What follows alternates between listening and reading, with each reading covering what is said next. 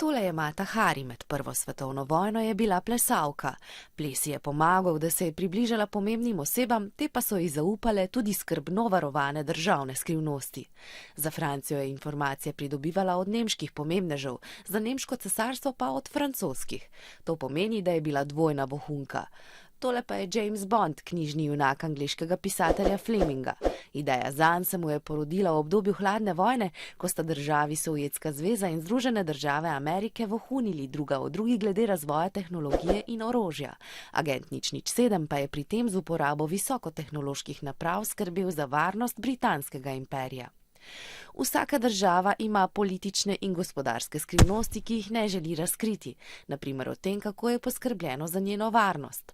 Dostop do njih imajo samo pooblaščene osebe, se pravi najvišji državniki, predsedniki vlad in držav. A ti podatki zelo zanimajo druge države. Če se dokopljajo do njih, namreč pridobijo pomembno prednost in zato najemajo vohune. Vohuni so osebe, ki v drugih državah skrivoma zbirajo pomembne informacije. To delajo tako, da zasledujejo posameznike, spletajo prijateljstva z njimi in prisluškujejo. Večinoma delajo za obveščevalne službe, ki zakonito skrbijo za varnost v določeni državi.